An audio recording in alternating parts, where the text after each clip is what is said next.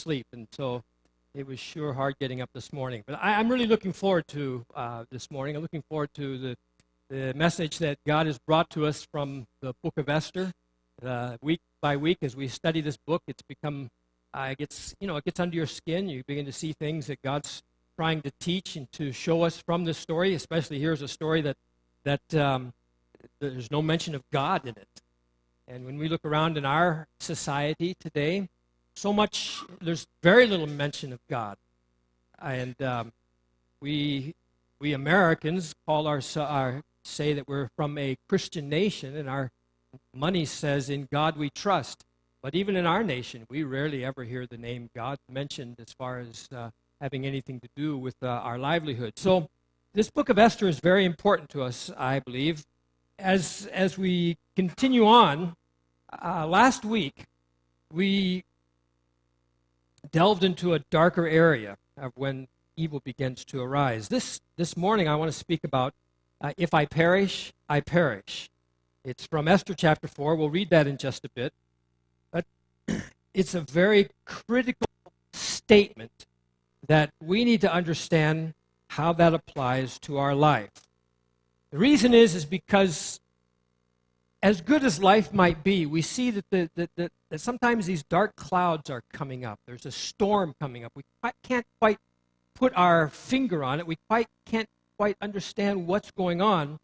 But we know that there's something just not right about our world. There's something that's just kind of off kilter. It's not good. And the problem is there's this universal presence of evil. There's universal presence of evil due to the curse of sin. And the reason that these storm clouds are gathering is because within our heart, and you know this, we all know this, that within our heart there's this evil. It lurks. And we need desperately the righteousness that comes from Jesus Christ because we're powerless to overcome this evil and this wickedness. Another important part of this, another aspect of this, though, is that it's not just about us.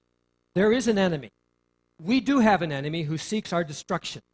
And last week we saw particularly about how this man named Haman was designing and devising ways whereby he could completely destroy the Jews. And the Jews are under a covenant with God. God has made a promise to them.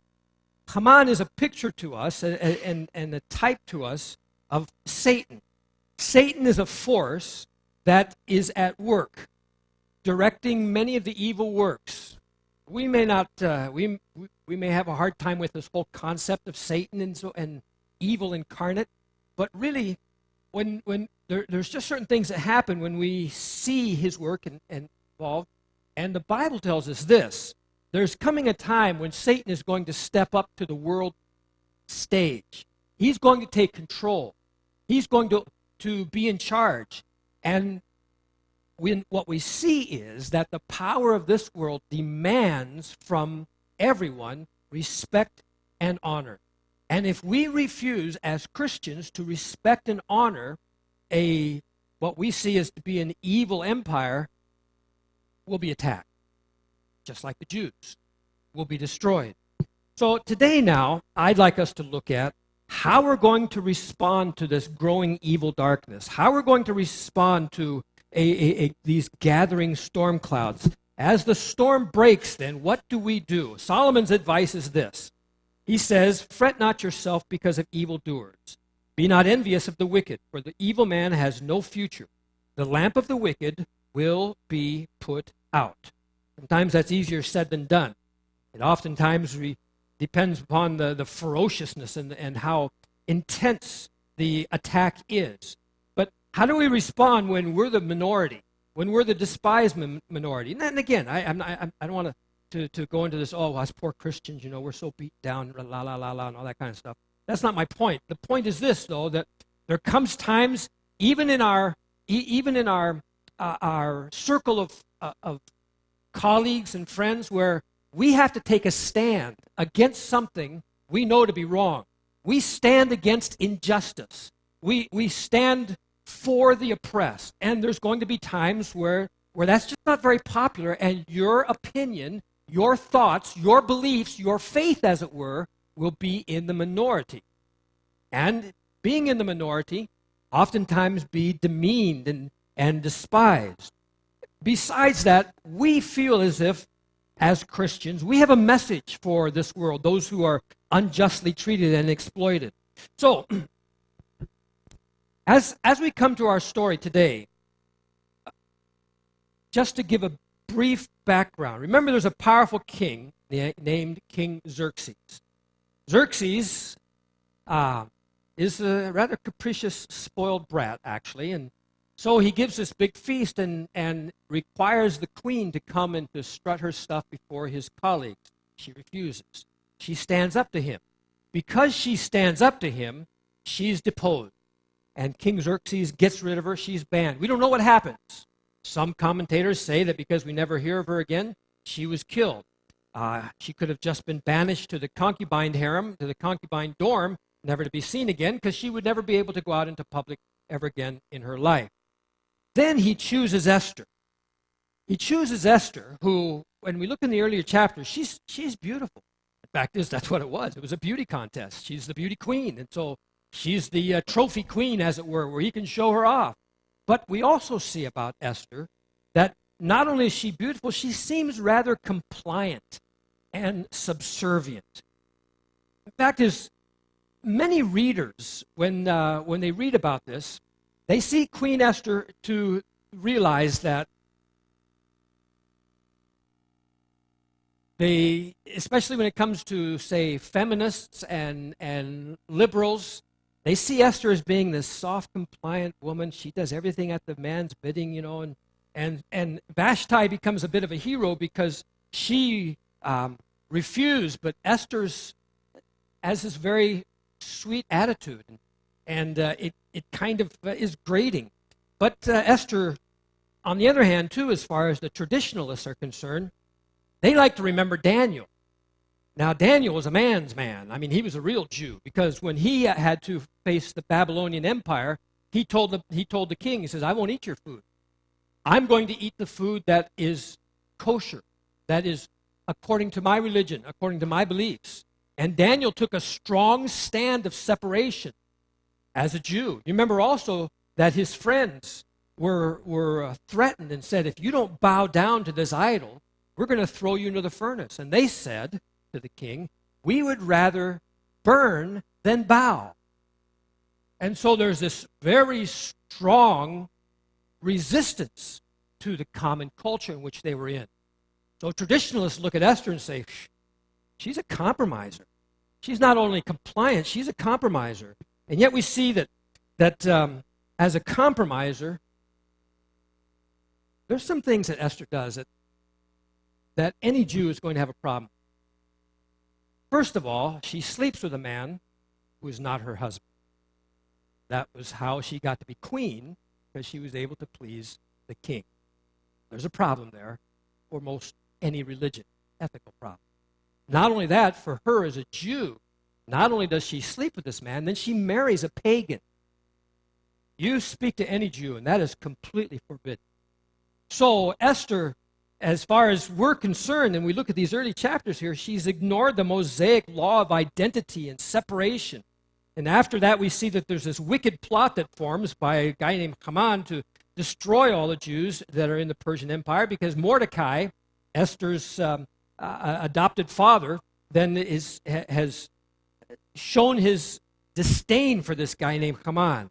An edict is passed, sent throughout all the empire, that on the 13th day of the month of Adar, the citizens of Persia are to turn on their Jewish neighbors, they're to kill them, they're to plunder them, they're to completely annihilate these Jewish people. Why? Because, this is what they said, Haman told the king, he says, these Jews, they don't obey your laws, they don't follow your customs, they're a worthless people, you don't need to have them around. The best thing you can do for your kingdom right now is to purge your kingdom of them.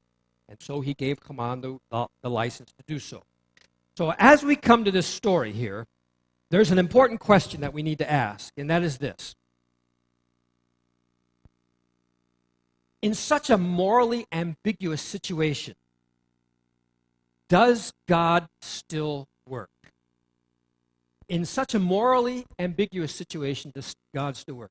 And I have to tell you, this is a good question, especially for people from my background. My background is pretty much, it's cut and dried. It's black and white. You're either right or you're wrong. There's no gray area.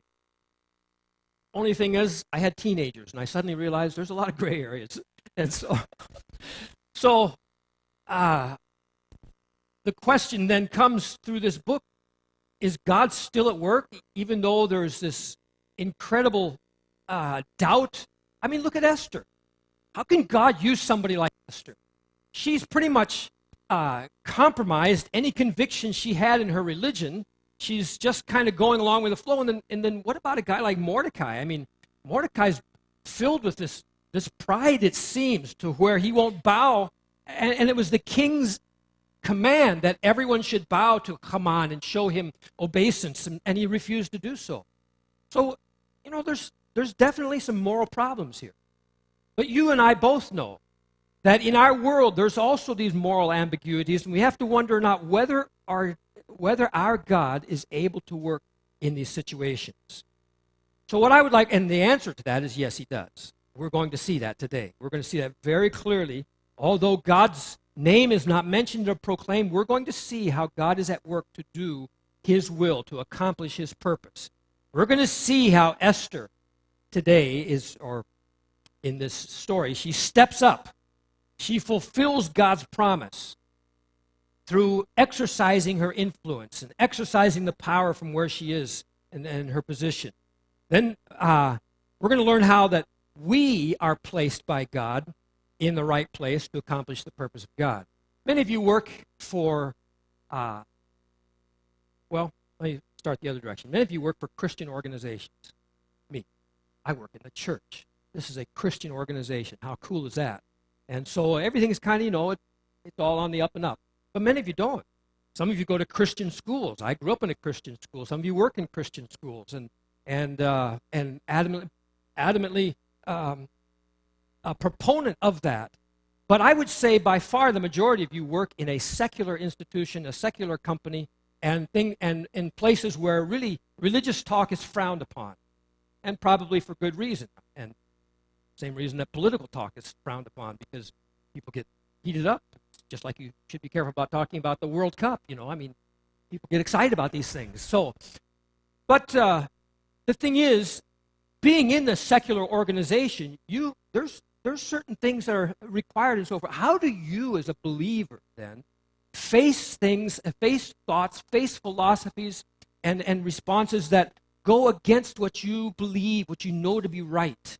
How do you respond in these situations? And this story in Esther, I think, is very important to encourage us that God is still in work in his way. So let's go to chapter 4 of Esther, shall we?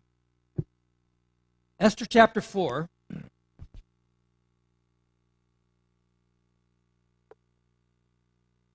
Beginning with verse 1. When Mordecai learned all that had been done, and when he says that, what he's talking about, he's learned about the edict that has been passed to annihilate all the Jewish people, that it's the law of the Medes and the Persians, that it cannot be revoked. So this word has gotten out to the city, it's gone out to all the provinces. This is what he's talking about. When he learned all that had been done, Mordecai tore his clothes and put on sackcloth and ashes, went out into the midst of the city, and he cried with a loud and bitter cry. He went up to the entrance of the king's gate, for no one was allowed to enter the king's gate clothed in sackcloth. And in every province, wherever the king's command and his decree reached, there was great mourning among the Jews, fasting and weeping and lamenting. And many of them lay in sackcloth and ashes. When Esther's young women and her eunuchs came and told her, the queen was deeply distressed. She sent garments to clothe Mordecai so that he might take off his sackcloth, but he would not accept them. Then Esther called for Hathash, one of the king's eunuchs, who had been appointed to attend her, and he ordered him to go to Mordecai to learn what this was and why it was. Hathash went to Mordecai in the open square of the city in front of the king's gate, and Mordecai told him all that had happened to him and the exact sum of money that Haman had promised to pay unto the king's treasuries for the destruction of the Jews.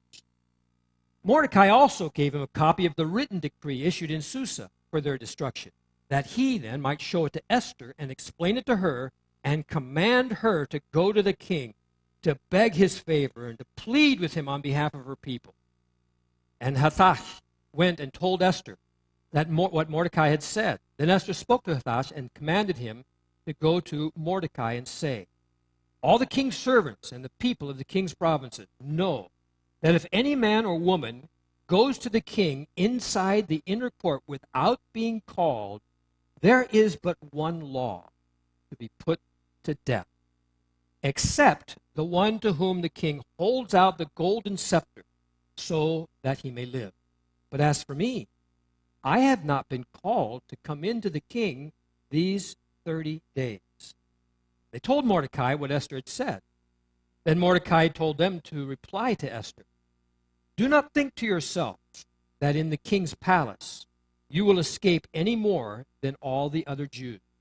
For if you keep silent at this time, relief and deliverance will rise for the Jews from another place.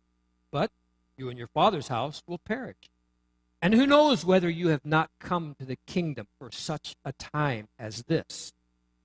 Then Esther told them to reply to Mordecai, go, gather all the Jews to be found in Susa, and hold a fast on my behalf. Do not eat or drink for 3 days, night or day. I and my young women will also fast as you do. Then I will go to the king, though it is against the law. And if I perish, I perish. Mordecai then went away and did everything as Esther had ordered him. So, in the beginning of this story, we see this guy Mordecai who's dressed out in sackcloth and ashes. Great mourning, lamentation. It's a serious thing that they're facing. It's an insurmountable problem because the laws of the Medes and the Persians cannot be revoked. The fact is, he's gone to the king's gate. Now, this is not the same as the gate where business is done. This is more of a physical place, the gate where beyond which he wouldn't be able to go.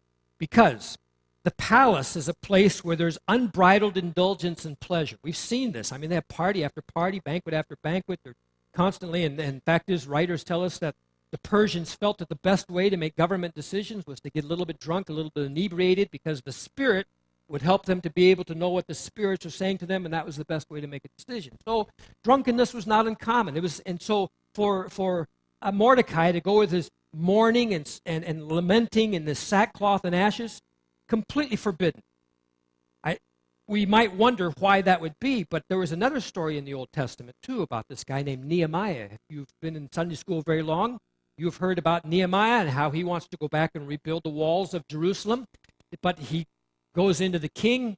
He's very sad. He's been mourning. He's been fasting. He's been asking God what to do. His disposition and his demeanor is such that it's noticeably unacceptable in front of the king. So Nehemiah chapter 2, verse 2 says, and the king said to me, why is your face sad, seeing you are not sick? This is nothing but sadness of the heart. And Nehemiah's response was, then I was very much afraid. He was on the threshold of death. But for the fact that he was a very faithful servant whom the king liked, he'd have been gone. So there's this attitude there of fear before the king because of his absolute power. This is all taking place within the palace. It's important for us to note the role that the palace plays here. The palace in this society and in much throughout the world, this is the pinnacle of power and authority. This is the place where ideas and laws come from. This is the place where culture is shaped and formed, and it's all around this palace. It's the palace where Mordecai goes to influence the king. It's the palace where Esther resides. It's where she has her living. This is where her platform is. And this is the place where powerful forces were preparing to annihilate the Jews. Now, is there a correlation with us today? And I believe that, yes, there is. Today, our our equivalent of the palace would be the city. The city. Because it's in the cities where we see education is developed. It's in the cities where we see finance and culture and relations and power and government and businesses. All these things take place in the city. It so happens that we live in this city of Taipei. And I hope, have chosen to be here. I think it's a lovely place to be. But the thing is that we see that many people will come to the cities because they want to build up these relationships. In Chinese, the word is guanxi.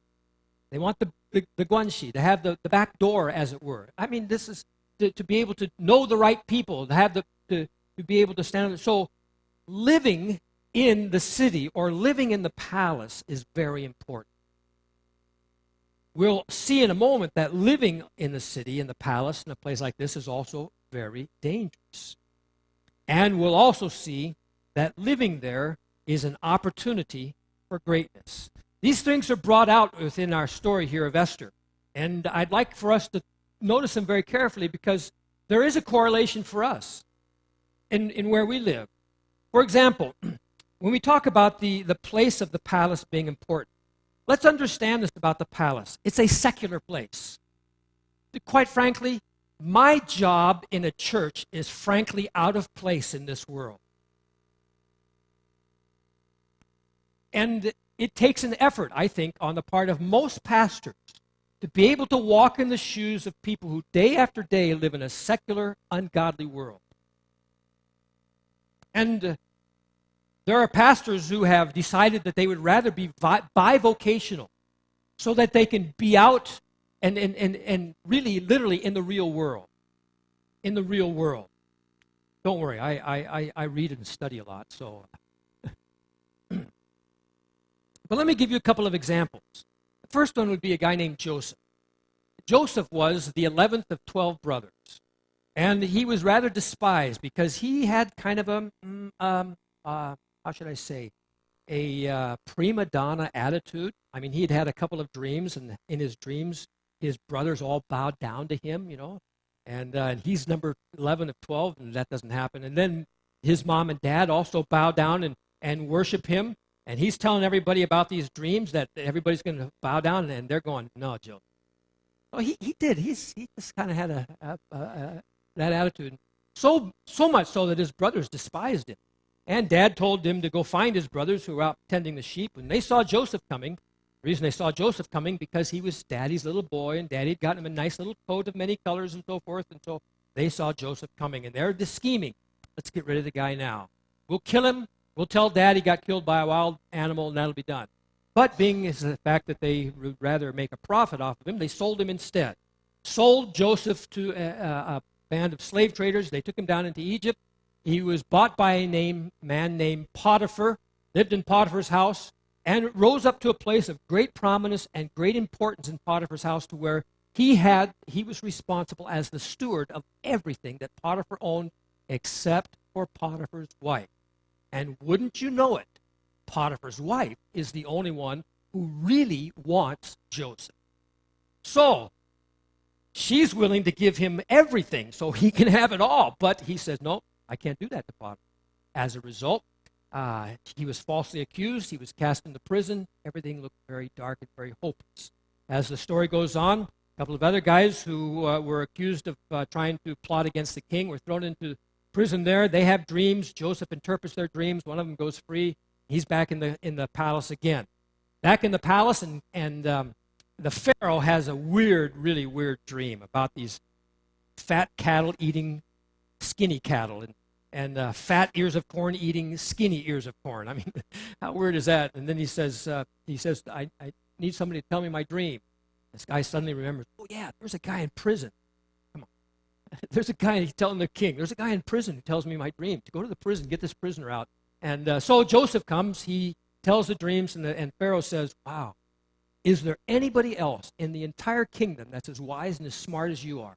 And he makes Joseph number 2, actually. First is Pharaoh. He said, you have control over everything. The only person above you is me, Pharaoh. And as you know the story, Joseph then, he's working in this secular nation, top man in a secular government. He's given a secular name to take away his spiritual Jewish name. He's given also a wife, a local wife there, and who happened to be the daughter of a priest of the local religion. Because Joseph, I guess, had some kind of spirituality about him. But Joseph is completely immersed in a secular, worldly environment. And yet, as you go through the story, you see that here is a man who was critically placed at the right time for God to accomplish his purpose in his people. Morally ambiguous? Yes, it was. Did he live his faith out to the fullest? Probably not. Probably didn't have a Bible, or didn't carry a Bible with him. Probably didn't have a cross. Well, he certainly wouldn't have had a cross on his head. But, he couldn't be overt and outright about it. Let me give you another example. A guy named Daniel. Talked about Daniel before. Daniel was a teenager. God bless teenagers, honestly. And that's okay. When you have one, you'll understand, okay? Amazing guy, incredibly brilliant. And he was taken captive with some of his friends. We never hear anything about his mother and father anymore. He's brought into this foreign country, put into the highest and the best of institutions. And he's going to be taught all the knowledge of the Chaldeans, which was very extensive at the time. A bright student. How bright? I don't know how they quantified it, but he and his colleagues, his friends, were 10 times smarter than everyone else in the kingdom, or all the other students in the school. At TAS, if you don't get a 4.0 plus, you're not at the top. So what is 10 times smarter than 4.0? Who knows? But he was beyond the best. He was amazingly wise, but a man of incredible convictions.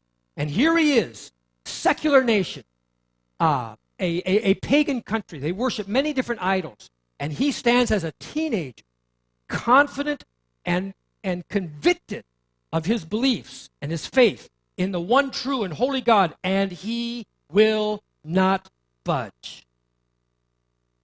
Even when he was faced with death, even when the king passed an edict in which it was forbidden to pray to any other god except to the king. And so Daniel, not closing his doors, in bold conviction, as he had always done, day after day, knowing that law was designed to ensnare him, opens the doors, kneels down, and prays to his God openly and unabashedly. And he goes to the lion's den for it. You know the story about Daniel in the lion's den. Amazing story. So, how do you and I fit into this? What is our place in the palace? What is our place in the city? Many of us find ourselves in this secular palace, and we have enormous resources because of the positions that we've been given within the secular world that we work. For example, we live in the city in Taiwan called Taipei. It's the capital city. There's 24 million people in Taiwan. 1/4 of them live in the greater Taipei area, about 6 million people or so. Why do they come here? Taipei has the best universities. Taipei has the companies and factories, not necessarily factories, but companies, top-of-the-line countries, they're going to be found in Taipei. They have the best hospitals, doctors, lawyers. You're going to find them here in Taipei. Best schools. Taipei International School. Taipei American School. Taipei American School is known throughout Asia as being a premier school. And there's people that will make great sacrifices to get their children in. The opportunities are great here in this city. But there's a lot of resources that are available to us. And so we are in this city for a reason, for a purpose. I mentioned the premier school.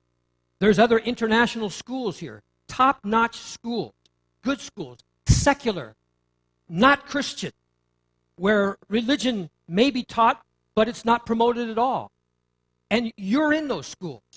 Some of you are teaching there. Some of you are in the administration there. Some of you are students there. It's no mistake that you're in that school. It's no mistake that it's a secular school. You think that God's surprised by that? You think that God doesn't understand that? He completely does. But beyond schools, there's the important positions in business. We have people here who have who have been placed in very high positions in business. They call the shots. They make the decisions. They guide and lead and direct their companies from here throughout the world. They're completely secular. And yet God has placed these people with their faith and their trust in God in these very high up positions in business.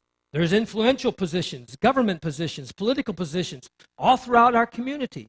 We find many of us are working within a secular environment. And sometimes we're kind of wondering, how does God work there? I mean, you look at me and you say, well, he's the pastor. He's got to be, spiritual because this is church. Let me tell you something. The requirements for me in my work and honoring God and serving God, they're no different than anybody else. I just think it's a little bit easier for me, simply because it's expected there's going to be a Christian worldview in this church. I'm trusting that's true, right? So I ask you this question. I ask it kindly. Are we then feathering our own nest? Are we just then working on our own career? Are we thinking that we earn this, we deserve this? Are we using the cultural, the intellectual, the relational, and financial capital to better ourselves? Or are we looking at this through the mind of God? Are we looking at it through the plan of God that He has placed here for a time and for a purpose? Are we here just to make the best for us so we can live like kings? Or are we here because God has put us in this purpose? And my ministry, for whatever reason, has been amongst, how should I say, fairly well-off people. My ministry in Hong Kong is an amazing place. And several stories of business people and people of influence in our church. Same thing when we went back to the States and started a church in the States. There's just a lot of influential people. And for whatever reason, God has brought people of resources and wealth and finance and intellect and power and brought us together in a fellowship here. But we have to ask ourselves the question, why? Is it for us? Is it for me? Where's my palace? Where's the place of influence? Where am I, like Esther, who has been put into this place of extreme power and influence to be able to use it for God to see His will and His purpose accomplished? So I want to give us a word of caution here.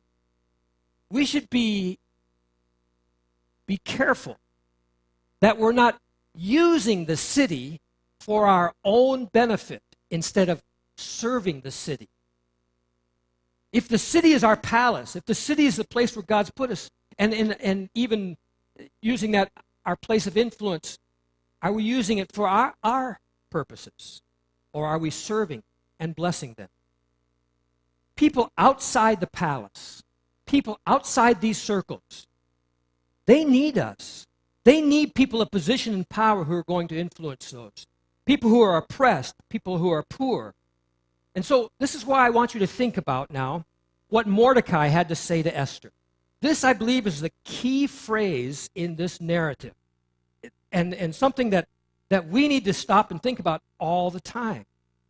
Mordecai says to Esther, "And who knows whether you have not come to the kingdom for such a time as this?" And I want to say to you, for who knows whether or not God has placed you in that secular organization, that secular company, for such a time as this, because God has a plan. He's working His plan. And we're all in that, and He wants then for us to be obedient and to follow Him. And who knows whether you've come to the kingdom for such a time as this? What are you here for? Why have you been placed in your palace? What is the time? So, the palace is important. But I also want to point out to you that it's very dangerous. It's very dangerous. Here's what Esther has to say about it. Esther says, "All the king's servants and the people of the king's provinces know that if any man or woman goes to the king inside the inner court without being called, there is but one law, to be put to death, except the one to whom the king holds out the golden scepter, so that he may live. But as for me, I've not been called to come into the king these 30 days. You know what Esther's saying? She's saying to Mordecai, Mordecai, hey, I can die for this. I mean, I can be killed for doing this. You're asking me now to go before the king? And Esther could say, hey, but Mordecai, don't you get it? The reason that Vashti was deposed and taken away from being king is because a queen, because she stood up to the king. She refused to do the king's bidding. Esther knows that one of her reasons for coming and being chosen was her compliance, her subservience. And now she's saying to Mordecai, you're asking me now? He hasn't called for me for 30 days, and you know the law. So you're asking me to give my life for this.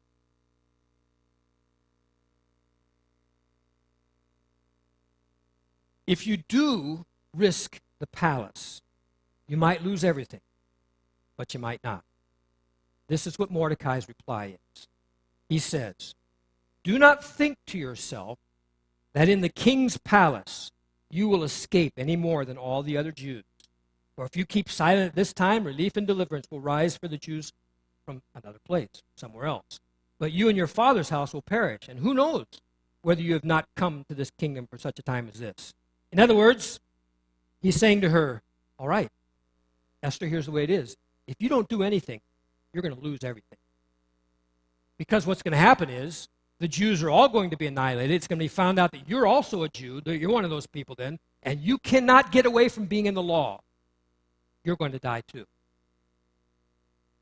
On the other hand, he says, if you do then step up and you're willing to sacrifice what all that you have, your influence, your power, your position, your place in the palace, if you're willing to give that all up, who knows? Mordecai isn't saying that she won't lose everything, but you might not lose everything. It might be what God's plan is. And he says to her, how do you know that God hasn't put you for this purpose and this place? You see, folks, sometimes we get so caught up in what we have. We get so caught up in the fact that we might lose something. We might lose our position. We might lose our job. We might lose our influence. We might lose, if we take a stand, we might be unpopular. And we're worried about that. We need to see our place in God's plan. You see, unless you see the influence you have as something more than feathering your nest, unless we understand that the influence we have, the money we have, the position we have as something more than just for me. You know what the problem is? We're in prison already. We're in prison already. Because we're so caught up. I can't lose this. We can't do what we know to be right. We can't step out on our faith. We can't stand up with convictions because we're afraid of all that we have and we are afraid to lose it. You know why Esther was acted as Esther is known, this story is written? Because Esther came to the place where she said, if I perish, I perish. Now's the time. The danger of the palace is this. It's when we equate our identity with our performance. When we say, my self-worth is based on my net worth.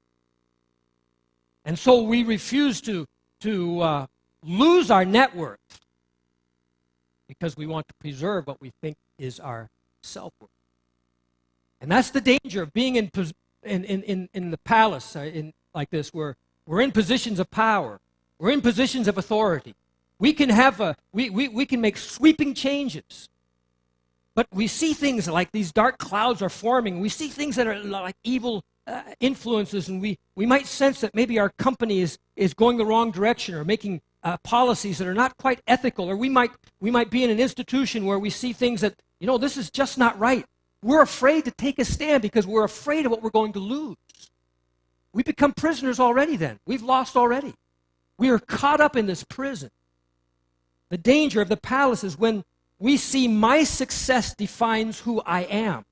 If I'm not successful or I'm not seen as successful, I lose my sense of worth. Do not allow your net worth to define your self-worth. We see this in this story. You see, if we're unwilling to risk our palace, if we're unwilling to risk our place for those who are outside, who need us, then we've lost everything already. And this is what Mordecai is saying. He's saying, Esther, if you don't step up, somebody else will. Somebody else will. God's covenant people are going to, and listen, if we don't stand up for righteousness, who will? You think that God's some kind of weakling and he can't? You'll miss your opportunity because you're afraid of what you might lose. There was a recent movie that I saw. It has to do with the matter of fearing death more than wanting to live righteous. We talked about this on Father's Day and the tough decisions that fathers have to make and how sometimes it's just, Mordecai said, I'd rather die than do what was wrong. There's this movie, you've probably seen it, The Lone Survivor. It's a guy's movie, it's shoot 'em up and all that kind of stuff and blood and guts. But it's in a, can't say it was my favorite movie, but it was good. Let me just read this to you. It says, based on the New York Times best-selling true story of heroism, courage, and survival.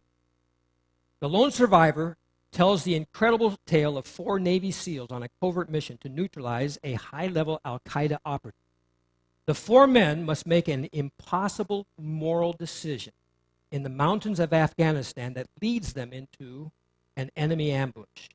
As they confront unthinkable odds, the SEALs must find reserves of strength and resilience to fight an ambush to the finish.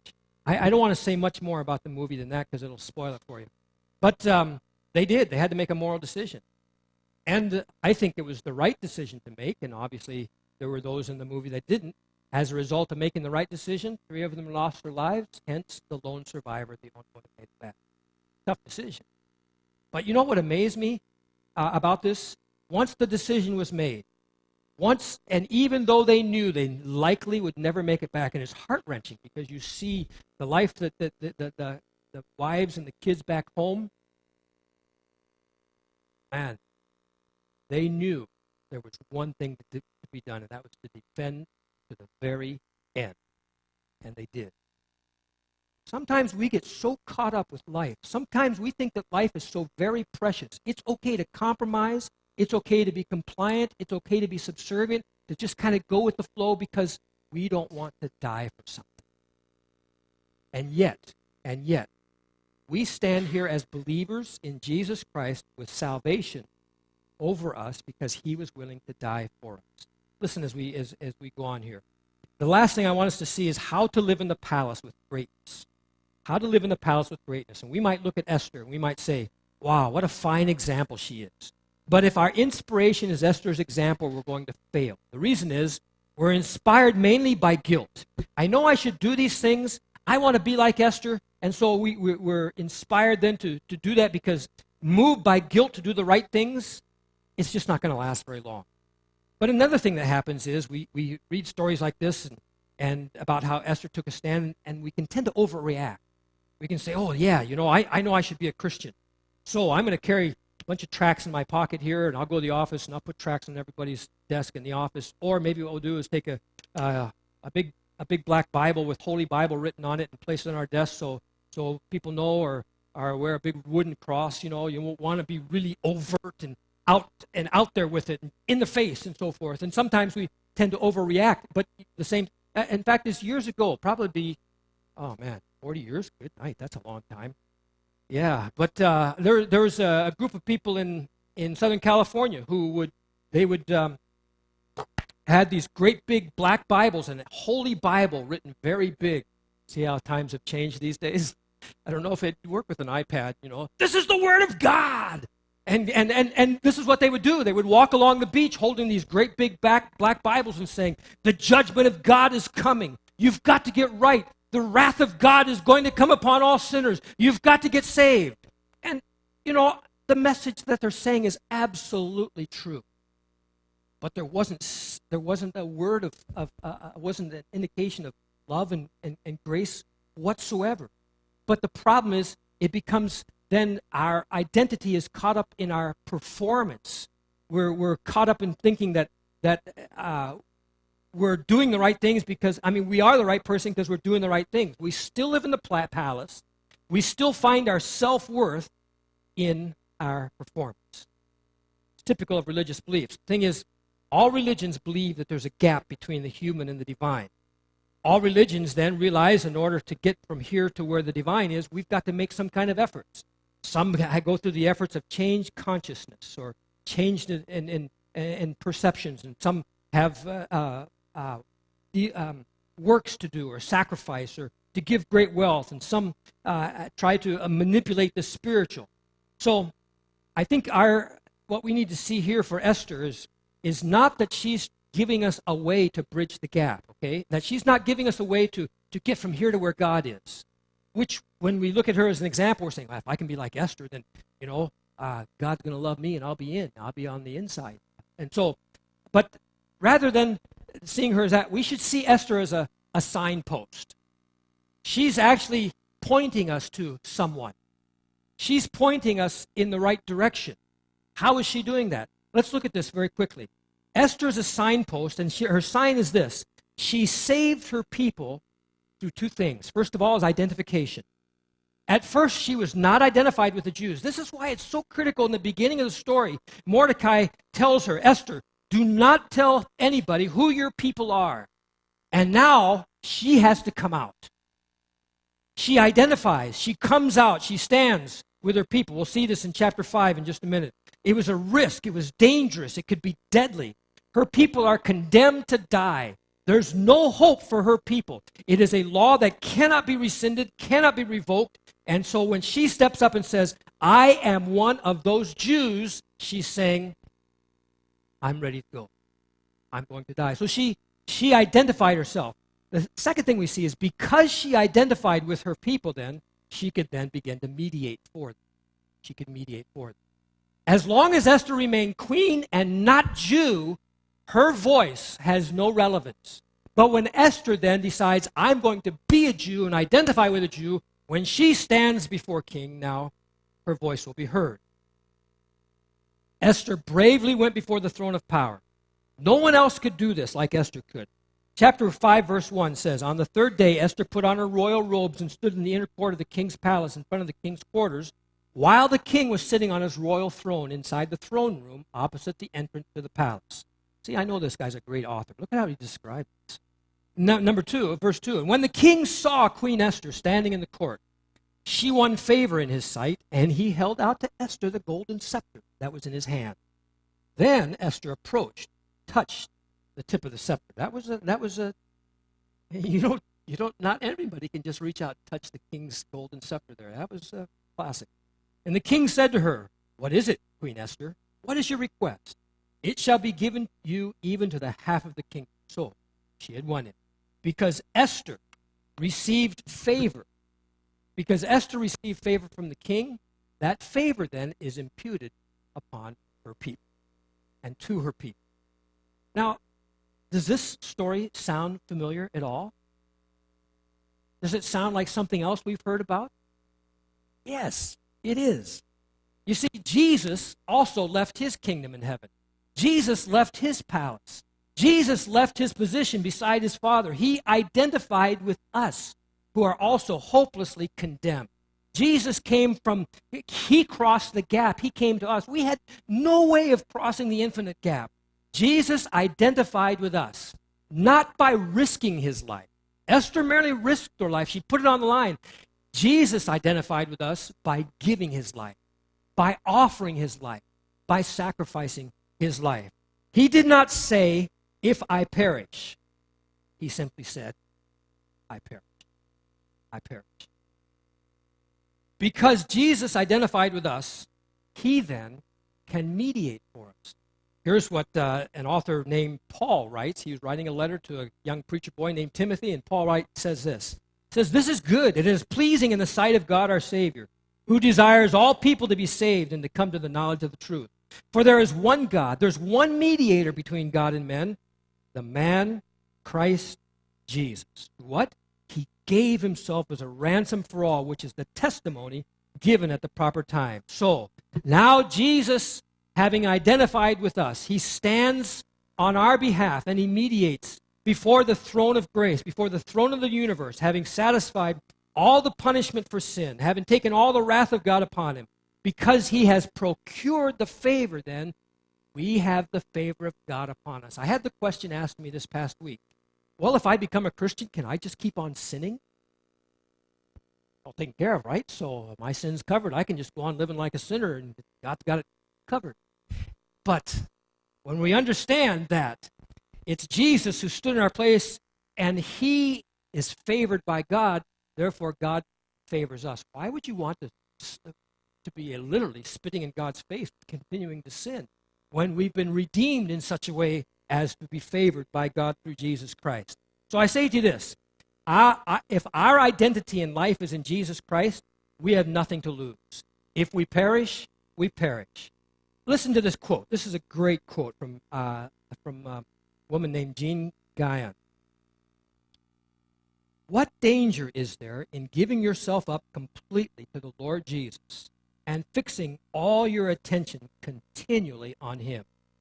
Can any harm come from placing all your confidence in his grace and in loving him purely with all the love and passion your heart's capable of pouring out? Really? What a great question. What are we afraid of?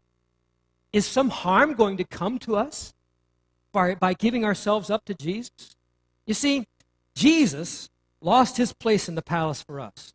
Because he lost his place in the palace for us, we can fearlessly use our place in the palace, in the place of position, in the place of authority and power and influence that God's given. We can fearlessly use that because we can say with Jesus, if I perish, I perish.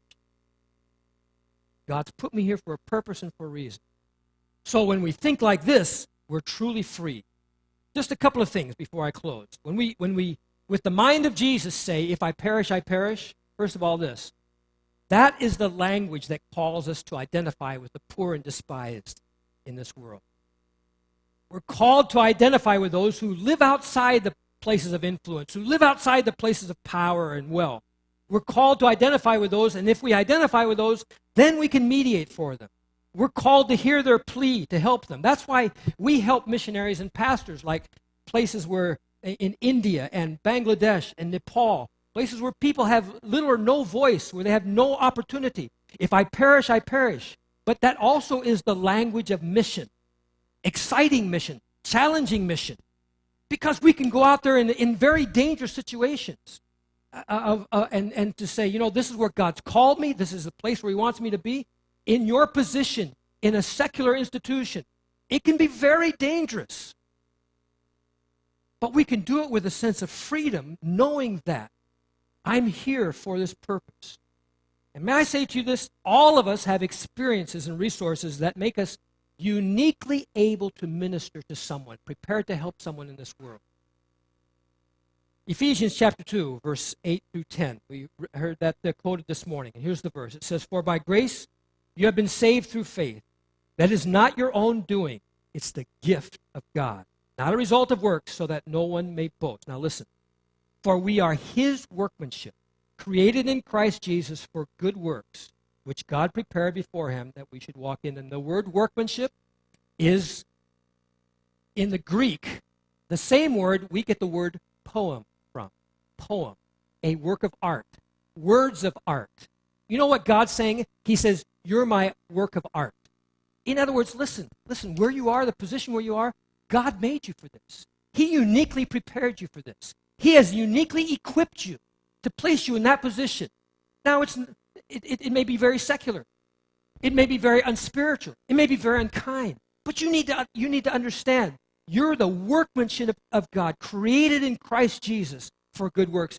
You have been uniquely made to be where you are. You're a missionary in that field where God puts you. That's your palace. That's your place of influence. Rise up to it. So what do we do then? You know what we need to do? We need to ask God, God, why did you put me here? And what do you want me to do here?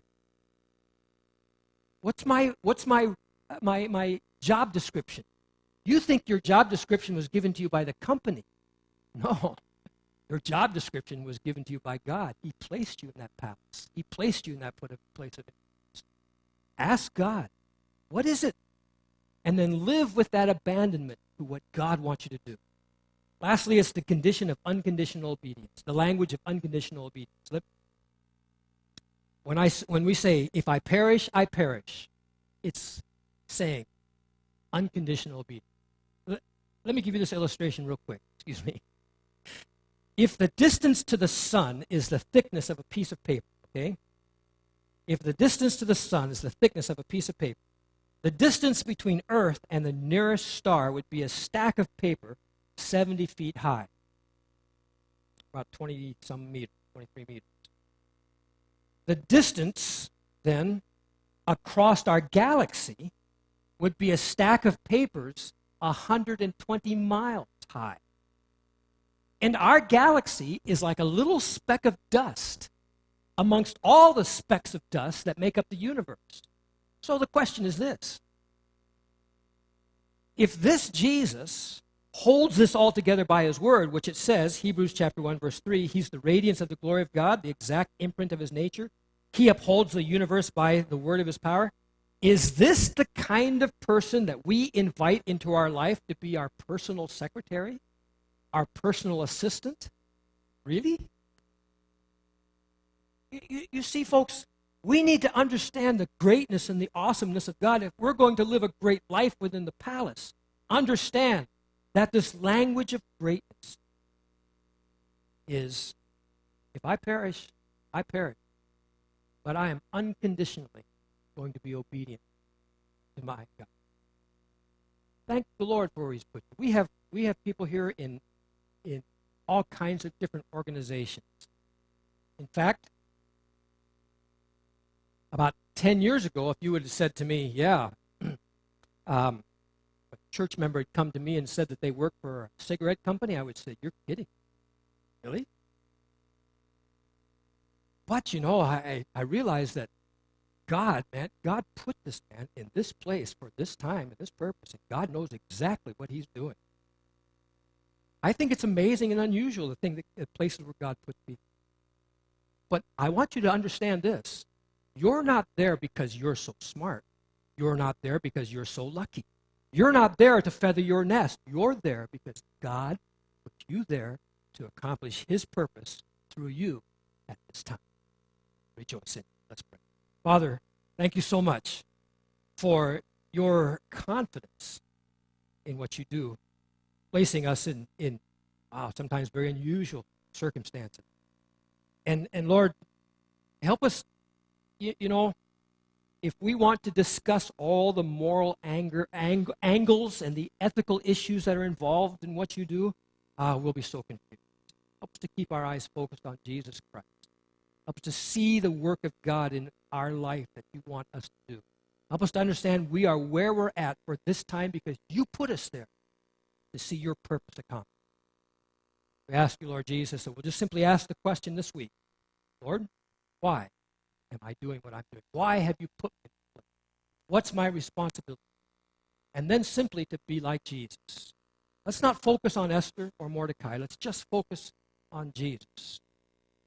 And ask you, Lord, that we might be Jesus in the mission field that you've sent us. Pray these things.